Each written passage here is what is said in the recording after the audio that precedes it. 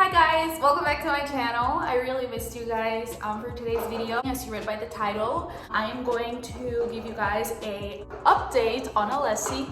I don't think I formally introduced her to the channel, but she's looking at me, she's like, who is she talking to? You wanna say hi? Oh, she's looking at me weird because I don't have my glasses. Look, say hi, look, Alessi. Hello, say hi to everybody. Say hi.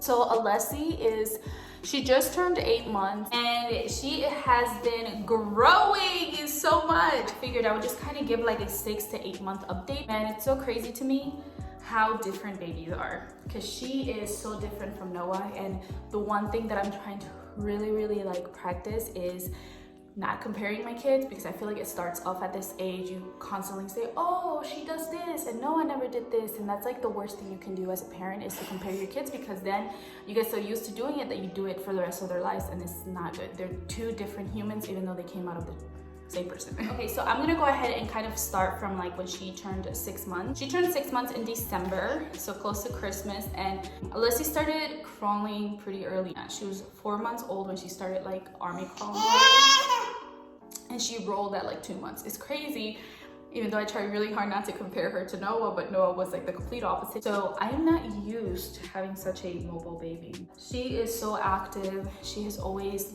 been moving. This girl moves a little bit too much.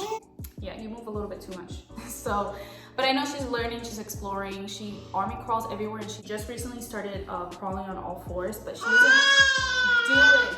She doesn't do it for too long. Like, she'll crawl a few steps on all fours and then she'll fall back to her chest and do the army crawl. But she's getting there. I have noticed recently she's been attempting to like climb on things. So I'll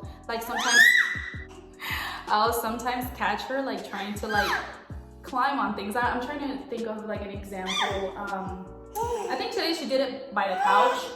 And that's another thing. You're gonna be talkative just like Mama, right? Yeah, you are.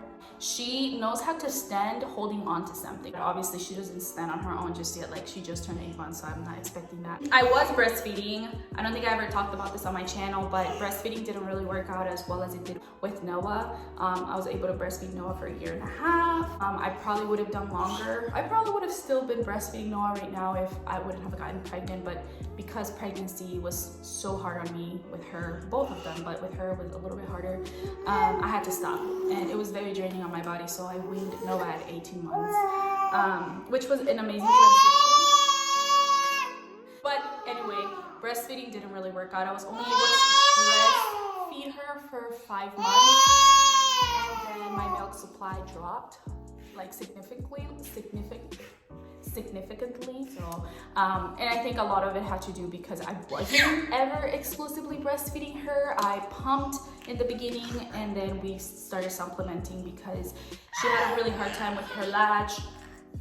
Really hard time, but I think a lot of it had to do with her being born a month early. She was super tiny. I mean, you can still look at her now. She is super tiny. She's only, I think, 14 pounds right now.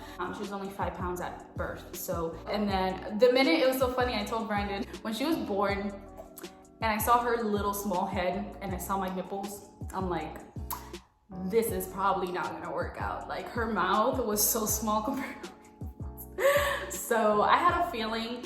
And she tried. I mean, we got to a point where she was doing pretty good, but she was never content after feeding. So obviously, eventually I would have to supplement, and it started getting really tiring on me because it's very different when you have more than one kid. Very hard to find time to pump. Thankfully, I don't have 2 under 2, but like almost feels like 2 under 2 because Noah had just turned 2 when I had her. So he was still pretty small. So, you know, obviously his age comes with its own challenges. So I didn't really have a lot of time. But I did pump for like the longest, and I was able to keep some of my supply that way, and also also freeze some of the milk. But anyway, we did stop breastfeeding at 5 months.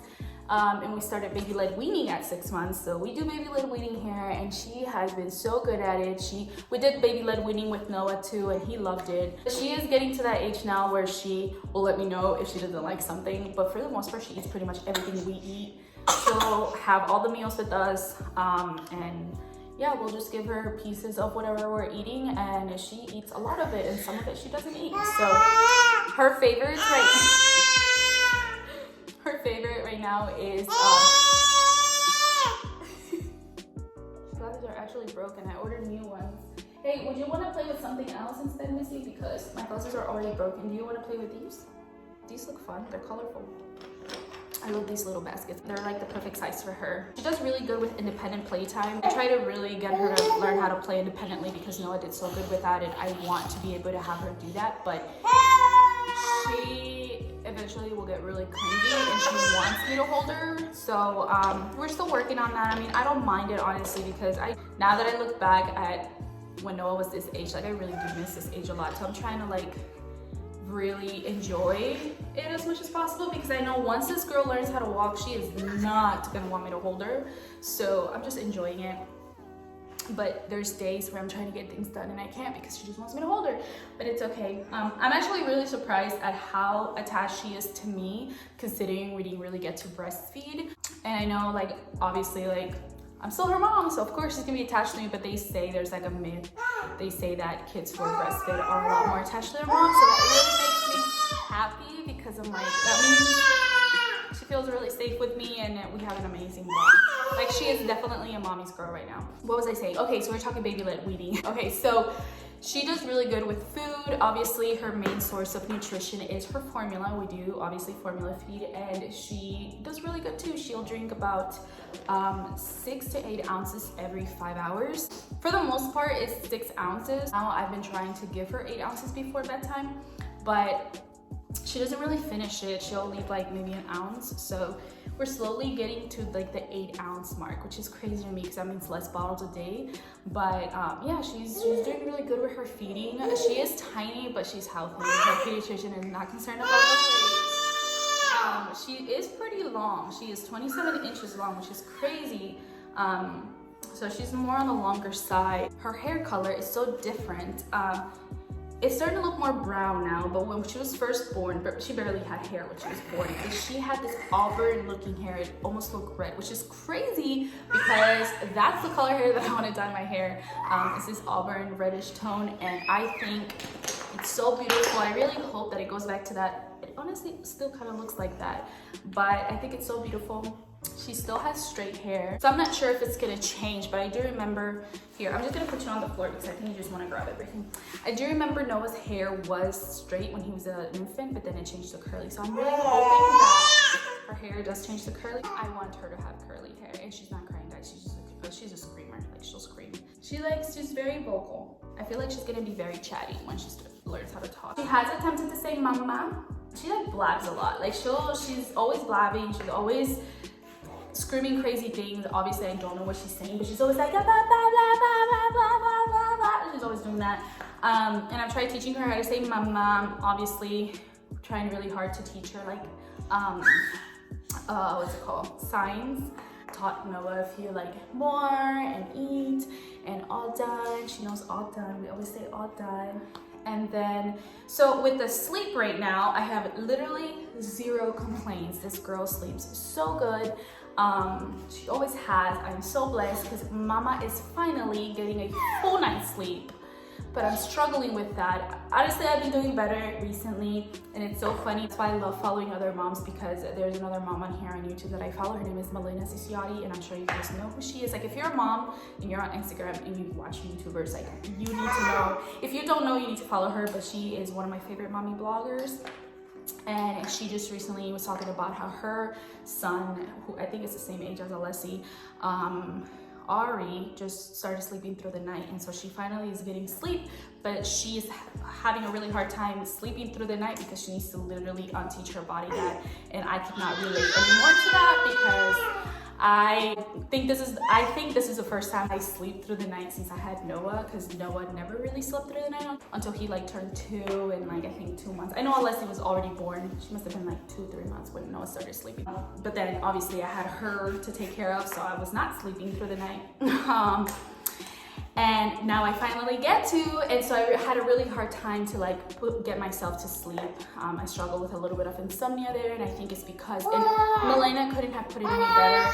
I associated sleep with anxiety and like knowing that I had to wake up a whole bunch of times. So I didn't really look at like nighttime as like sleep time, letting my body rest. But now I'm slowly teaching my body that, and like I can finally get a full night's sleep, which is awesome. They both sleep from 7 to 7, so it's awesome. We usually start getting them ready for bed around 6:15, and then it's really nice to get all that time at night with Brandon because it's so important for our marriage, and the fact that, you know, obviously you guys know like we don't have any like family here, no support, so we don't have like regular date nights or anything. So if we ever do want to have a date night, we need to do it when the kids are down, which is what we did for Valentine's Day because we didn't have anybody, of course, but it's all good. We're all good over here, okay?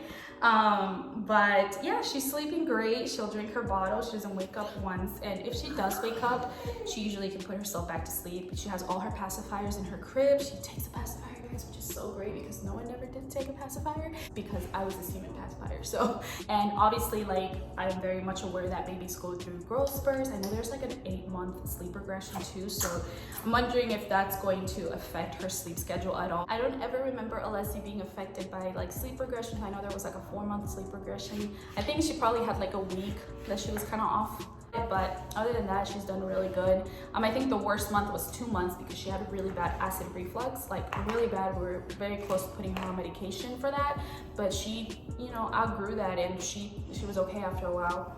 But that was, I think that was the worst. So she hasn't really ever been affected by any of the sleep regressions, but we're hoping that she continues to sleep good. And like, I think the other day she woke up like one time, like 2 hours after putting her down. And I always go in there if she's crying, like I'll go in there after like 2 minutes to make sure she's not cold, or maybe she can't find her pacifier or something. I don't know, it's always something like silly like that, or maybe she has a little bit of gas. But for the most part, I don't ever have to go in there for her at all. Do you want to play with these? These are dinosaurs. What else? Oh, there is something else. There's something really fun about Alessi that, if you know anything, you know my kids literally are like a copy and paste of my husband. Literally, they look exactly like him, so they don't even come out like my skin color, even though Noah finally gets like a really nice tan. So like during the summertime, he gets dark enough to like look like my son. But Miss Alessi here, she's really, really light skin. She's light, so, and I'm dark. But I mean, I'm not like that dark, but I'm dark. I'm morenita, okay? So Alessi, she has 3 birthmarks that I actually had as a baby. She has 3 birthmarks, and it's so funny because when she was first born, we saw them and we're like,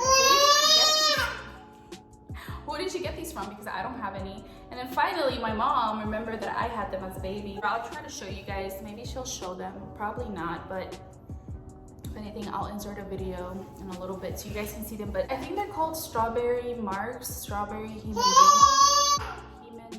I think I'm saying that right. I don't know. But they usually are just at birth because I had them exactly where she has them and they went away. Sometimes they don't. Exactly. She does this all day. When I'm talking to, watch. It's like she's trying to like imitate what I'm saying. Do you want to go crawl? Go. Maybe you want me to hold you. Do you want to go in there? The top? Go, mommies. Go. Go. Go. You can do it. So, yeah, she has those 3 birthmarks, which I think are so cute. I love birthmarks. I know there are some that are a lot bigger, but I just feel like for me, I feel like that makes a person, and that's just so beautiful to me. I don't know if they're gonna stay on her or if they're gonna fade away during, you know, later on. But whatever the case is, I just think it's so beautiful. Noah has one on his nose, but it's like a little small brown little mark on his nose. I do have a birthmark which we got from our dad. Me and my brother both have one. I think my brother has it here, and then I have mine. I can't show you guys right now. Maybe I can, but I have it here. That right there, if you ever see that in my pictures, it's a birthmark, okay? It's not like anything else other than a birthmark. Growing up, I didn't know what it was, and I don't think I ever told my mom about it because it grew with me. Like it was really small at birth, and then it started getting bigger and bigger. It hasn't gotten any darker since, but when I was a little girl, I didn't really have it, and then I suffered from really bad acne. Really quick story, I had really bad acne, and I had a little bit of acne on my chest, so I thought those were just like dark spots. And so I would always cover it with a little bit of makeup, and then later on, all my dark spots went away, and I was like, why is that still there? And then my mom finally told me that's a birthmark. Yeah, that's another fun fact about Alessi. My mom has. And then the best fun fact about it all is that she is my birthday twin. We have the same exact birthday, mamas. Mamas, we have the same exact birthday, mamas, girls. I can't believe she's gonna be 1 in like 4 months. I'm sitting here hungry. Okay, sorry if my hair's a mess right now, but duty calls. So I knew I should have fed her before starting this video. Okay, I'm gonna wrap this video because I know Brandon is probably coming home soon. I think he's bringing some lunch too and I'm hungry. So I just wanted to give you guys some content. I know that I stopped posting for a little while there. There's just a lot going on, guys. I think that once we actually tell you guys everything, you guys will probably understand. But I made you guys and myself this promise that I am going to do YouTube this year. Like, it's something that I really want to do. It's something that's on my heart. And I'm sorry that it's been like, I think like 3 weeks that I posted something. But I hope you guys enjoy this video. I know it's always fun to just watch other videos of other moms and their babies' milestones, and just make sure that the one thing that I will tell, especially first-time moms, like, don't compare your kid to other kids, because that's like the worst thing you can do as a parent.